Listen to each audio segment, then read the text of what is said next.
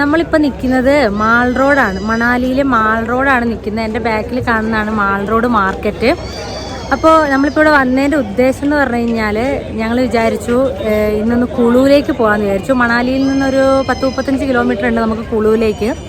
അപ്പോൾ ഒന്ന് കുളുവിലേക്ക് പോകാമെന്ന് വിചാരിച്ചു. അതും നമ്മൾ വിചാരിച്ചു ലോക്കൽ ബസ്സിൽ കയറി ഒന്ന് ബസ്സിലെ യാത്രയൊക്കെ ഒന്ന് കുറേ ആയി ഇവിടെ വന്നതിന് ശേഷം 1-2 പ്രാവശ്യം ഞങ്ങൾ ലോക്കൽ ബസ്സിൽ കയറി യാത്ര ചെയ്തിട്ടുള്ളൂ. അപ്പോൾ ഇവിടുത്തെ ലോക്കൽ ബസ്സിൽ കയറിയിട്ട് ഒന്ന് കുളുവിലേക്ക് പോയി ഒന്ന് എക്സ്പ്ലോർ ചെയ്യാമെന്ന് വിചാരിച്ചു. അപ്പോൾ ഇവിടുത്തെ ലോക്കൽ ബസ് സ്റ്റാൻഡും കാര്യങ്ങളൊക്കെ ഞങ്ങൾ കാണിച്ചു. ബസ് സ്റ്റാൻഡ് തൊട്ടടുത്താണ് നിൽക്കുന്നത്. അപ്പോൾ ബസ് സ്റ്റാൻഡും കാര്യങ്ങളൊക്കെ കാണിച്ചു തരാം. അതിൽ ബസ്സിൽ പോകുന്ന യാത്രയും കുളുവും ഒക്കെ ഒന്ന് കാണിക്കാമെന്ന് വിചാരിച്ചു. അപ്പം വെൽക്കം ബാക്ക് ടു ട്രിപ്പീസ്.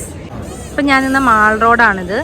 അപ്പോൾ ഇവിടുന്ന് ഇതാണ് ഇവിടുത്തെ ഹിമാചൽ പ്രദേശിൻ്റെ HRTC ബസ് സ്റ്റാൻഡ്. അപ്പോൾ ഇവിടെ നിന്നാണ് നമുക്ക് കുളുവിലേക്ക് പോകാനുള്ള ബസ്സും കാര്യങ്ങളെല്ലാം കിട്ടാം.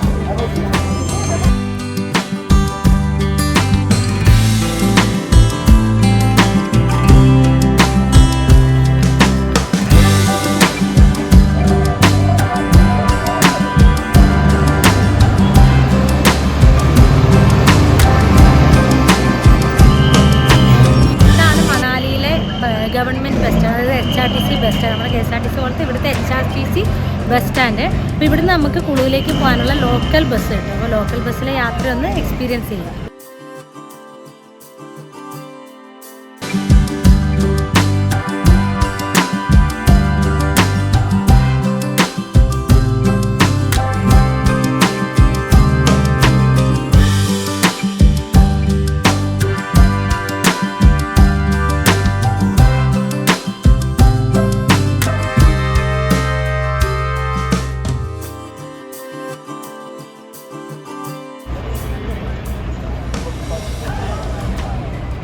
ഇന്നിപ്പോൾ കുളുവിലേക്ക് മാത്രമല്ല നമുക്ക് ഇവിടുന്ന് ഡൽഹിയിലേക്കും പിന്നെ അതുപോലെ മറ്റു സ്ഥലങ്ങളിലേക്കും ജമ്മുവിലേക്ക് വരെ നമുക്ക് ഇവിടുന്ന് ബസ്സുകളുണ്ട്.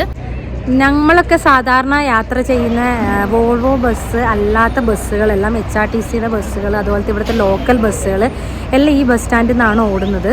അത് മാത്രമല്ല ഡൽഹി, ചണ്ഡീഗഡ് ഈ ഭാഗങ്ങളിലേക്കെല്ലാം നമുക്ക് ഇവിടുന്ന് ബസ് കിട്ടുന്നതായിരിക്കും. എല്ലാ ടൈമിലും ഉണ്ട്. ഡൽഹിയിലേക്കെല്ലാം നമുക്ക് മിക്കവാറും സമയങ്ങളിലെല്ലാം ഇടപെട്ട സമയങ്ങളിലെല്ലാം ബസ് ഇവിടുന്ന് ഓടുന്നുണ്ട്. വളരെ ബഡ്ജറ്റ് ഫ്രണ്ട്ലി ആണ്. പക്ഷേ ഈ ഡൽഹിയിലേക്ക് ഓടുന്ന ബസ് എന്ന് പറഞ്ഞു കഴിഞ്ഞാൽ HRTCയുടെ ബസ്സിനും കുറച്ച് ബഡ്ജറ്റ് സെയിം തന്നെയാണ്. കാരണം നമുക്ക് വോൾവോ ബസ്സിന് കൊടുക്കുന്ന ഏകദേശം സെയിം ബഡ്ജറ്റൊക്കെ തന്നെയാണ് ഇതിനും വരുന്നത്. പക്ഷേ സീസൺ ടൈമിൽ കുറച്ച് ബഡ്ജറ്റ് ഫ്രണ്ട്ലി ആയിരിക്കും ഈ HRTCയുടെ ബസ്. കാരണം സീസൺ ടൈമിൽ നമുക്ക് ഈ വോൾവോ ബസ്സിനൊക്കെ റേറ്റ് കൂട്ടും. ആ സമയത്ത് നമുക്ക് HRTCയുടെ ബസ് കുറച്ചുകൂടെ അഫോർഡബിൾ ആയിരിക്കും. ഞങ്ങൾ സത്യത്തിൽ ഇന്നലെ ഈ യാത്ര ഇറങ്ങണമെന്ന് വിചാരിച്ചതാണ്. പക്ഷെ എന്താണെന്ന് അറിയുമോ, ഇന്നലെയൊക്കെ ക്ലൈമറ്റ് ഇവിടെ വളരെ മോശമായിരുന്നു. മോശം എന്ന് പറഞ്ഞു കഴിഞ്ഞാൽ പ്രതീക്ഷിക്കാത്ത കാറ്റും മഴയും ഒക്കെ ആയിരുന്നു ഇന്നലെ. അപ്പോൾ വിചാരിച്ച് ഇന്നിറങ്ങി. ഇന്നലെ അപ്പോൾ അതുകൊണ്ട് പറ്റില്ല, എന്തായാലും വീഡിയോസ് എടുക്കലും കാര്യങ്ങളൊന്നും പറ്റാത്തതുകൊണ്ട് ഞങ്ങൾ ഇന്നിറങ്ങി. ഇന്ന് രാവിലെ എഴുന്നേറ്റപ്പോൾ നല്ല വെയിലൊക്കെ കൂടിയിട്ടുള്ളൊരു ക്ലൈമറ്റ് ആയിരുന്നു. അപ്പോൾ വിചാരിച്ച് ഇന്നിറങ്ങാം. ഇന്ന് തണുപ്പും കുറവുണ്ട്, മഴയില്ല. അപ്പോൾ ഇന്നിറങ്ങാമെന്ന് വിചാരിച്ചു. ഇപ്പം നമുക്ക് കുളുവിലേക്ക് പോകുന്ന ഒരു ലോക്കൽ ബസ് വന്നിട്ടുണ്ട്. അതാ കാണുന്ന അപ്പോൾ നമുക്ക് ആ ബസ്സിൽ നമുക്ക് കുളുവിലേക്ക് പോകാം.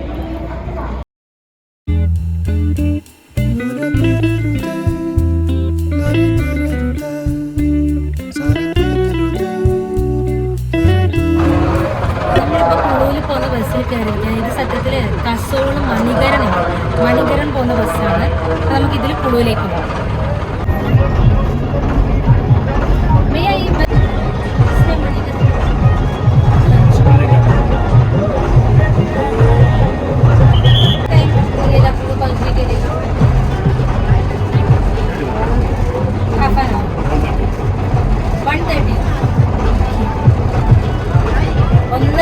എടുക്കുന്ന പറഞ്ഞത് കുളുവിലെത്താൻ വേണ്ടിയിട്ട്.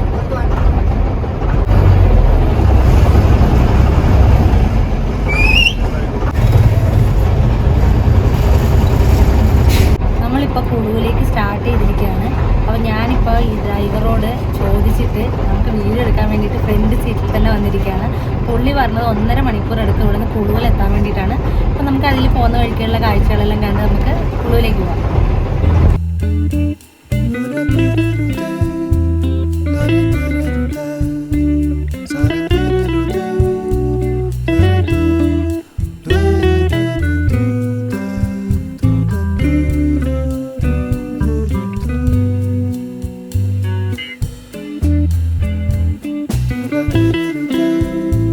Sorry.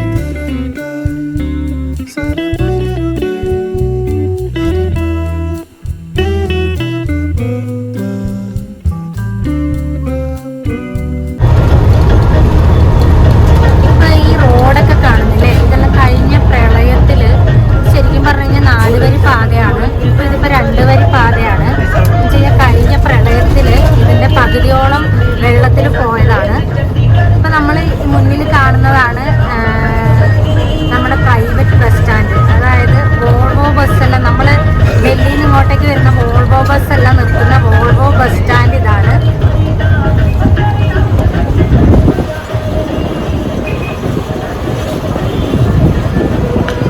ഇതാണ് ഇവിടുത്തെ വോൾവോ ബസ് സ്റ്റാൻഡ്. ഇവിടെയാണ് നമ്മൾ ഡൽഹിയിൽ നിന്ന് ഇങ്ങോട്ടേക്കുള്ള ബസ്സുകളെല്ലാം വരുന്നത്. അതുപോലെ നമ്മൾ ഇവിടുന്ന് അങ്ങോട്ടേക്ക് ഡൽഹിക്ക് പോകുന്ന ബസ്സുകളെല്ലാം, അതായത് വോൾവോ ബസ്സുകളെല്ലാം നിർത്തുന്ന ബസ് സ്റ്റാൻഡ് ഇതാണ്. നമ്മൾ പിന്നെ ടിക്കറ്റ് എടുത്തു. ഇവിടുന്ന് പിന്നെ നമുക്ക് അങ്ങോട്ടേക്ക് വരുന്ന ടിക്കറ്റ് എന്ന് പറഞ്ഞു കഴിഞ്ഞാൽ 180 രൂപയാണ്. 2 പേർക്കും കൂടെ വരുന്ന ടിക്കറ്റ് 180 രൂപയാണ് കുളുവിലേക്ക് പോകാനുള്ള ടിക്കറ്റ് റേറ്റ്.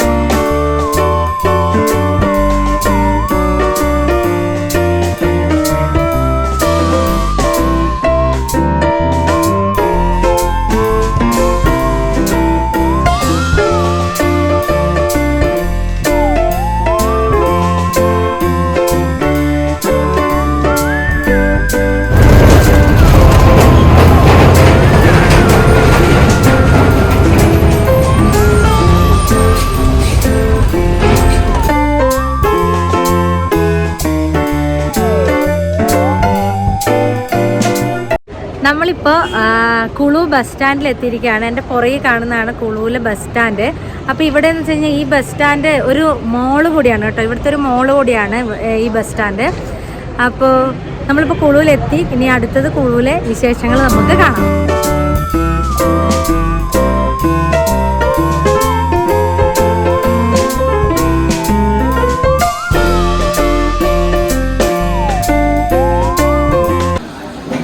നമ്മളങ്ങനെ കുളു എത്തിക്കഴിഞ്ഞിട്ട് നന്നായിട്ട് വിശന്നായിരുന്നു. കാരണം നമ്മൾ രാവിലത്തെ ബ്രേക്ക്ഫാസ്റ്റ് കഴിച്ചിട്ട് ഇറങ്ങിയതാണ്. നല്ല വിശന്നു. അപ്പോൾ നമ്മളിവിടെ ബർഗർ കിങ്ങിൽ കുളു ബസ് സ്റ്റാൻഡിൽ മാളുണ്ടെന്ന് ഞാൻ പറഞ്ഞല്ലോ. അപ്പോൾ അവിടുത്തെ മാളിലെ ബർഗർ കിങ് ഉണ്ട്. അപ്പോൾ അവിടുത്തെ ബർഗർ കിങ്ങിൽ വന്നിട്ട് നമ്മൾ ഓരോ ബർഗറും ഒരു ചോക്ലേറ്റ് ഷേക്കും കുടിച്ചിട്ട് വിശപ്പൊക്കെ നടങ്ങി ഇനിയിപ്പോൾ കുളുവിലേക്ക് ഇറങ്ങാമെന്ന് വിചാരിച്ചു. കുളുവിലെ കാഴ്ചകളൊക്കെ കാണാൻ വേണ്ടിയിട്ട് ഇറങ്ങാമെന്ന് വിചാരിച്ചു.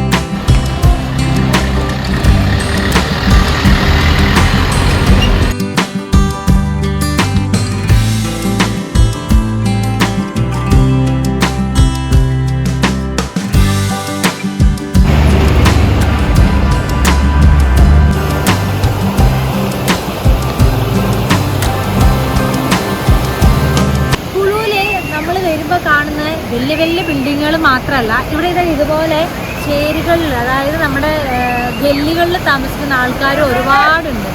പിന്നെ ഏറ്റവും വലിയ മനോഹാരിത എന്ന് പറഞ്ഞു കഴിഞ്ഞാൽ ഈ പുഴകളാണ്. അത് കുളുവാണെങ്കിലും മണാലി ആണെങ്കിലും എവിടെയാണെങ്കിലും ഹിമാചലിൽ നമുക്ക് ഈ പുഴ ഇങ്ങനെ നിർത്താതെ ഒഴുകുന്നത് കാണാൻ പറ്റും. അതൊരു വളരെ മനോഹരമായിട്ടുള്ള കാഴ്ചയാണ്. കുളുവിൽ മെയിനായിട്ട് ആൾക്കാർ താമസിക്കുന്ന കുളു ടൗൺ ഇതാണ്. ആ ടൗൺ ഭാഗത്തേക്ക് നമ്മൾ പോകുന്നുണ്ട്. മെയിനായിട്ട് ആൾക്കാർ താമസിക്കുന്ന സ്ഥലത്തായി കാണുന്ന മലമുകളിലേക്ക് നോക്കിയാൽ കാണാൻ പറ്റും എത്ര ബിൽഡിങ്ങുകളാണെന്ന്. അപ്പോൾ ആളുകളിൽ ഇവിടുത്തെ ആളുകളുടെ വീടുകളാണ് മലയിലേക്ക് മുകളിലേക്ക് കാണുന്നത്. നല്ല ഭംഗിയാണല്ലോ ഇങ്ങനെ അടുക്കി അടുക്കി വെച്ചിരിക്കുന്നത് പോലെ മലയുടെ മുകളിലേക്ക്. നമ്മുടെ മലയോര പ്രദേശങ്ങളിലെല്ലാം കണ്ണൂർ ഭാഗത്തുള്ള മലബാർ ഭാഗത്തെല്ലാം ഈ റബ്ബർ പ്ലാന്റേഷനുകൾ ഉണ്ടാവുമല്ലോ മലമുകളിലെല്ലാം. അതിന് ഒരു തട്ടുതട്ടായിട്ടുള്ള പ്ലാന്റേഷൻ കാണാൻ വളരെ ഭംഗിയാണ്. ഇത് കാണാൻ അതിനേക്കാളും മനോഹരമായിട്ടുണ്ട്. നല്ല പല കളറിലുള്ള വീടുകൾ നല്ല മലയിൽ ഇങ്ങനെ തട്ടുതട്ടായിട്ട് നല്ല ഭംഗിയുള്ളൊരു കാഴ്ചയാണ് കുളുവിൽ വന്നാൽ കാണാം.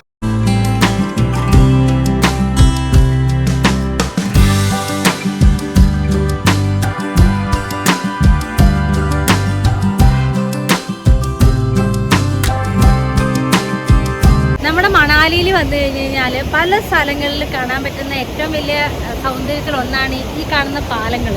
ഇത് പല രീതിയിലുണ്ട്. ഇതിൻ്റെ ഹൈറ്റ് കൂടിയതും ഹൈറ്റ് കുറഞ്ഞതും, ഇവിടുത്തെ ടിബറ്റൻ ഫ്ലാഗ് കൊണ്ട് മനോഹരമാക്കിയതും, ഇതുപോലെ വെറുതെ കാലിയായി കിടക്കുന്നതും, അങ്ങനെ പല രീതിയിലുള്ള പല തരത്തിൽ പല നീളമൊക്കെ മണാലിയിൽ പല സ്ഥലത്തും കാണാം.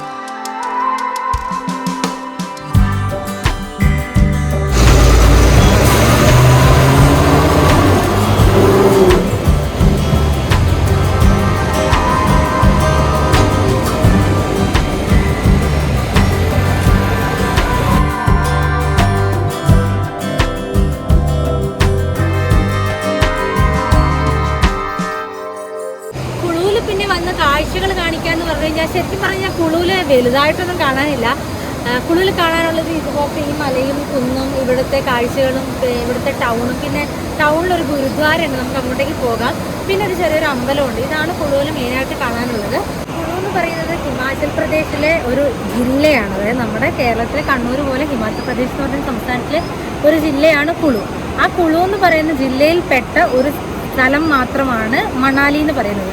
ആ മണാലിയാലാണ് ഈ കുളു എല്ലാം പ്രസക്തമായത്. അതായത് എന്താ പറയേണ്ടത്, നമ്മൾ കുളു മണാലിയിലേക്കുള്ള ആകർഷണം കാരണം നമ്മൾ കുളു മണാലി എന്ന് പറഞ്ഞാലും കുളുവും ഇത്രയും ഏറെ ഫേമസ് ആയത്. അപ്പോൾ നമുക്ക് അടുത്ത കാഴ്ചകൾ കാണാൻ വേണ്ടി പോവാം. എൻ്റെ പുറകിൽ കാണുന്ന ആ ഗേറ്റില്ലേ കുളു എന്ന് എഴുതിയത്, അതാണ് കുളുവിൻ്റെ എൻട്രൻസ് എന്ന് പറയുന്നത്. സാധാരണ നമ്മൾ ഹൈവേ വഴിയൊക്കെ വരുമ്പോഴത്തേക്കും ആ പാലം കടന്ന് ആ എൻട്രൻസ് കടന്നാണ് നമ്മൾ കുളുവിലേക്ക് എൻ്റർ ചെയ്യുന്നത്. ആ പാലത്തിന് ഇപ്പുറമാണ് കുളു എന്ന് പറയുന്ന ഗ്രാമം ഉള്ളത്. നമ്മൾ ബസ്സിൽ വന്നപ്പോഴത്തേക്ക് നമ്മൾ തൊട്ടപ്പുറം വഴിയുള്ളൊരു പാലം എൻ്റർ ചെയ്തിട്ടാണ് നമ്മൾ വന്നത്. ഇതാണ് ഹൈവേ വഴിയൊക്കെ വരുവാണെങ്കിൽ കുളുവിൻ്റെ യഥാർത്ഥ എൻട്രൻസ് എന്ന് പറയുന്നത്.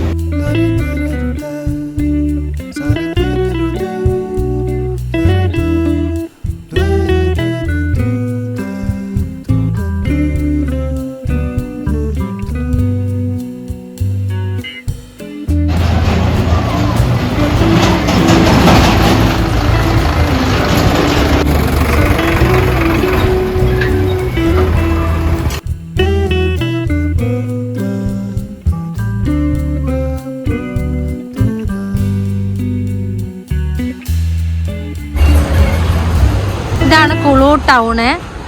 ഇപ്പം സൺഡേ ആയതുകൊണ്ട് മിക്കവാറും കടകളും ഷോപ്പുകളൊക്കെ അവധിയാണ്. അല്ലാതെ പക്ഷേ ഫുൾ മാർക്കറ്റ് പോലെയാണ് ഇവിടെ. എല്ലാ എന്താ പറയണ്ടേ, ഉപ്പ് തൊട്ട് കർപ്പൂരം വരെ കിട്ടുന്ന പറയുന്ന പോലെ എല്ലാ വക സാധനങ്ങളും കിട്ടുന്ന ഒരു ടൗണാണ് കുളു എന്ന് പറയുന്നത്. ഇപ്പോൾ നമ്മൾ നേരെ പോകുന്നത് ഗുരുദ്വാരയിലേക്കാണ്. നമ്മളിപ്പോൾ ഗുരുദ്വാരയിൽ എത്തി. ഈ കാണുന്നതാണ് ഗുരുദ്വാര. കുളുവിൽ സെൻട്രലാണ്, അതായത് കുളു മാർക്കറ്റിൻ്റെ സെൻട്രലാണ് ഈ ഗുരുദ്വാര ഉള്ളത്. അപ്പം ഈ ഗുരുദ്വാര ഇപ്പം ഞായറാഴ്ച ആയതുകൊണ്ട് ഇവിടുത്തെ ഷോപ്പുകളെല്ലാം അവധി, അല്ലെങ്കിൽ ഇപ്പോൾ ഇവിടെ നല്ല ആൾക്കാരുള്ളതുകൊണ്ടാണ്.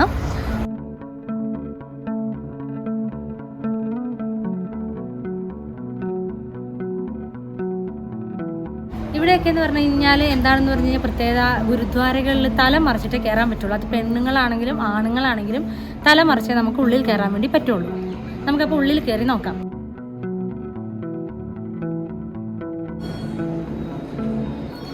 ഇവിടെ എന്താണെന്ന് വെച്ചാൽ ഇത് അറിയാലോ, നമ്മുടെ പഞ്ചാബി സിഖുകാരുടെ ഒരു ഇതാണ് ഗുരുദ്വാര എന്ന് പറയുന്നത്. ഇവിടെ സ്ത്രീകൾക്കും പുരുഷന്മാർക്കും തല മറിച്ചിട്ട് ഉള്ളിൽ കയറാം. അപ്പോൾ അവർ പുറത്ത് ഇതുപോലത്തെ ഷാളുകൾ വെച്ചിട്ടുണ്ടാവും. നമുക്കതെടുത്ത് ഇതുപോലെ കവർ ചെയ്ത് തലയിലിട്ട് കഴിഞ്ഞാൽ നമുക്ക് ഉള്ളിൽ കയറാൻ വേണ്ടി പറ്റും. ഇങ്ങോട്ടേക്കുള്ള നോർത്തിലോട്ടുള്ള മിക്കവാറും അമ്പലങ്ങളിലും ഇതുപോലെയാണ്. നമുക്ക് തല മറിച്ചിട്ട് ഉള്ളിൽ പ്രവേശനമുള്ളൂ.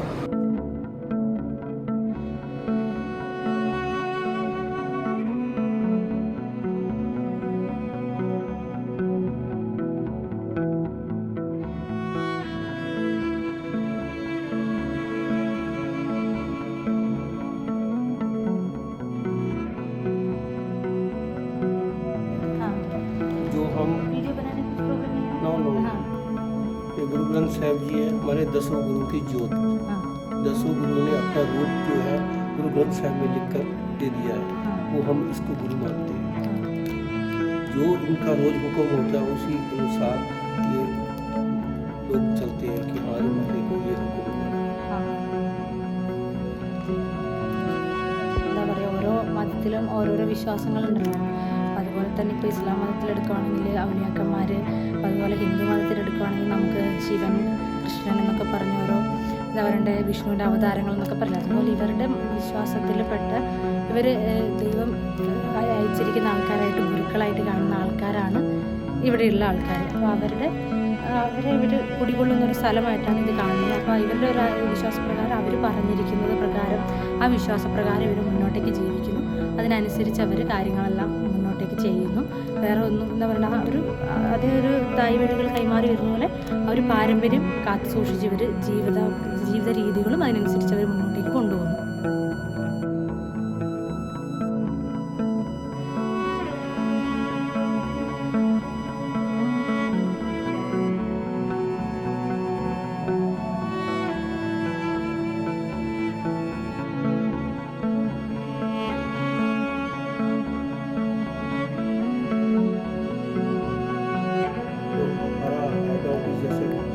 अमृतसर का सुना होगा आपने?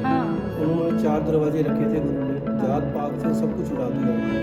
कोई जात पात से कोई लेना देना, चाहे गरीब आए चाहे अमीर आए, सब एक बराबर है। ഇവരുടെ വിശ്വാസപ്രകാരം എന്താ വെച്ചാൽ ഇവിടെ ജാതിയും മതവും ഒന്നുമില്ല. ഏത് മതസ്ഥർക്കും ഏത് ജാതിയിൽപ്പെട്ട ആൾക്കാർക്കും എപ്പോൾ വേണമെങ്കിലും ഇവിടെ കയറി വരാം.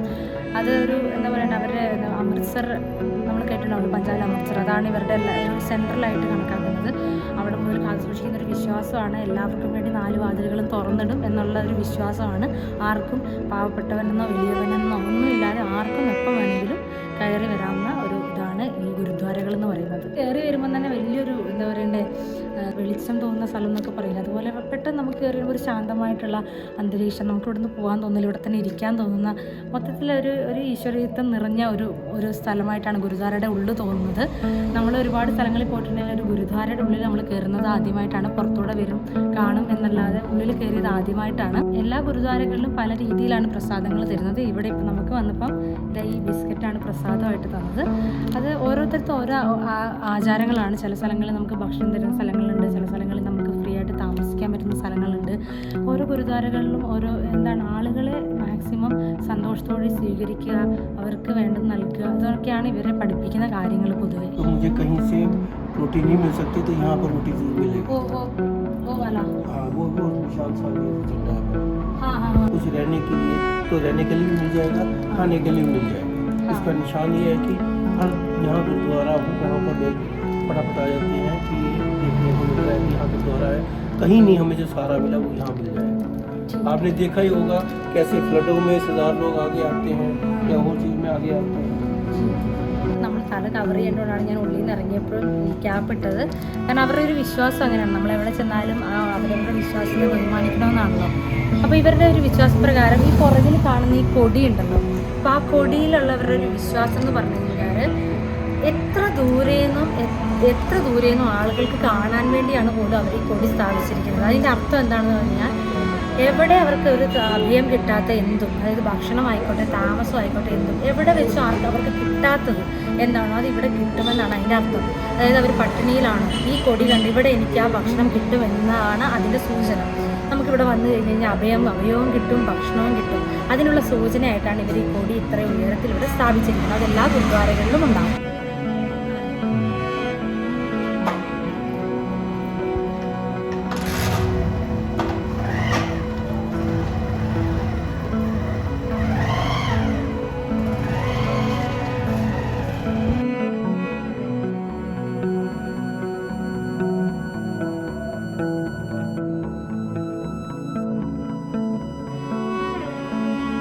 ഗുരുദ്വാരയുടെ പുറത്തിറങ്ങിയിരിക്കുകയാണ്. അപ്പം ഇവരുടെ കൾച്ചറും വിശ്വാസമൊക്കെ വളരെ മനോഹരമാണ്. കാരണം എല്ലാവരോടും ഉള്ളൊരു റെസ്പെക്റ്റും, നമ്മളെപ്പോൾ കയറി ചെന്നാലും ഒരു ചായ കുടിച്ചോ എന്നുള്ളൊരു ചോദ്യം ഉണ്ടാകുന്നത് വളരെ മനോഹരമാണ്. കാരണം എല്ലായിടത്തും ഒന്നും കാണാൻ കിട്ടുന്നതല്ല അങ്ങനെ ഒരു സ്നേഹവും കരുതലും ഒക്കെ. അവർക്ക് വേറെ ഒന്നും വേണ്ട. അവിടെ ഒന്നും നമ്മളൊരു ഭണ്ഡാരങ്ങളോ കാര്യങ്ങളോ ഒന്നും കണ്ടിട്ടില്ല. അവർ നമ്മൾ കയറി ചെല്ലുമ്പോൾ ആകെ ചോദിക്കുന്നത് ഭക്ഷണം കഴിച്ചോ, ചെല്ലുക, പ്രാർത്ഥിക്കുക, ഇറങ്ങുക, ഇതൊക്കെയാണ്. ഈ ഗുരുദ്വാരയോട് ചേർന്ന് തന്നെയുള്ള ഇതാണ് ഒരു പാർക്കാണിത്. ഇത് ഇവിടെയുള്ള ആൾക്കാർക്ക്, നോർമലായിട്ടുള്ള ആളുകൾക്ക് ഇരിക്കാനും വിശ്രമിക്കാനും കുട്ടികൾക്ക് കളിക്കാനൊക്കെ ആയിട്ടുള്ള ഒരു പബ്ലിക് സ്പേസാണ്. ഇത്രയൊക്കെയാണ് കുളുവിലെ വിശേഷങ്ങൾ. ഞാൻ പറഞ്ഞല്ലോ ആദ്യം കുളുവിൽ വലുതായിട്ടൊന്നും കാണാനില്ല. അപ്പം കാണേണ്ട കാഴ്ചകളൊക്കെ നമ്മൾ കാണിച്ചു. അപ്പോൾ നമ്മൾ തിരിച്ചു പോവാണ്. ഇവിടെ വന്നു കഴിഞ്ഞാൽ നമുക്ക് മണാലിയിലേക്കുള്ള ബസ് അവിടെ തന്നെ കിട്ടും. അപ്പോൾ നമ്മൾ മണാലിയിലേക്ക് തിരിച്ചു പോവാണ്. അടുത്തൊരു വീഡിയോയുമായിട്ട് അടുത്ത ദിവസം കാണാം. ബൈ.